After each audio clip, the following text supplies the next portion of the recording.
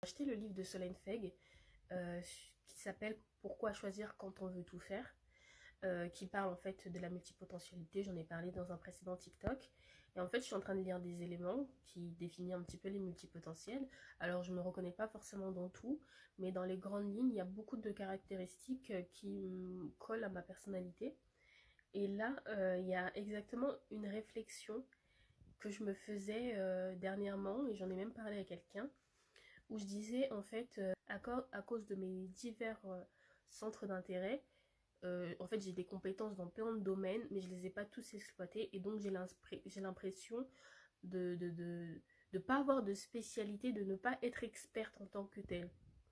Et là, je vois un paragraphe, je suis moyen en tout, expert en rien. Et ça dit vraiment ce que je pensais. Par exemple, je suis trop dispersée pour réussir dans quoi que ce soit. C'est aussi un truc que je me disais. Parce que, en fait, là, vu que maintenant je suis dans une sorte de pause et j'ai beaucoup d'introspection, je fais beaucoup d'introspection, je me dis effectivement que je suis trop dispersée, mais non, je suis pas trop dispersée. Je vais vous lire un petit passage. Cette perception peut mener à des sentiments de culpabilité ou d'iné- ou d'iné- d'inadéquation surtout dans une culture qui valorise la finalisation et la spécialisation. Cette idée trouve souvent son origine dans la manière dont la société interprète le succès et l'achèvement. Donc je passe. Pour un multipotentiel, cela peut créer un conflit interne et une perception erronée de ne jamais finir quoi que ce soit.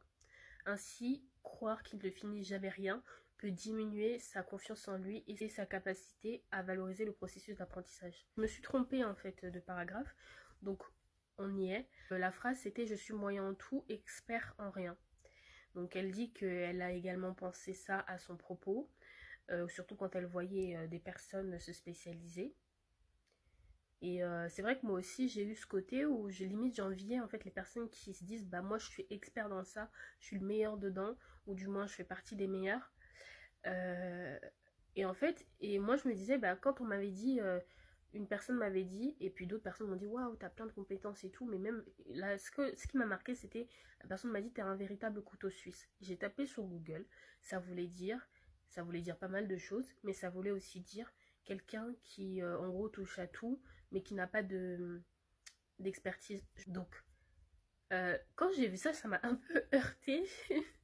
mais je me suis dit, je me suis convaincue que la personne, elle disait pas ça en mal et que justement, c'était un avantage dans un sens. Mais au fond de moi, je sais que je l'ai perçu, ça m'a piqué un petit peu. Et elle explique en fait que ça, ce sentiment, c'est un sentiment qui revient beaucoup chez les multipotentiels parce qu'ils ont énormément d'intérêt et ça peut conduire, on va dire, à un sentiment d'infériorité. Donc voilà, c'est marrant parce que en fait, le fait de lire ce livre, ça me crée quand même pas mal de petits déclics et ça me permet en fait de comprendre un petit peu plus mes mécanismes. Et puis évidemment, bah du coup, elle explique que c'est pas une mauvaise chose. Et, bref, en gros, la finalité, ce que je voulais dire par là, c'est que tout ça me fait me dire qu'en fait, c'est pas moi qui suis bizarre, c'est juste que je ne connaissais pas cette facette de moi et que juste en ayant ce petit déclic, ça va pouvoir me permettre de mieux organiser mes activités, ma vie, pour justement exceller dans ma façon de faire. Voilà, c'était ça la finalité.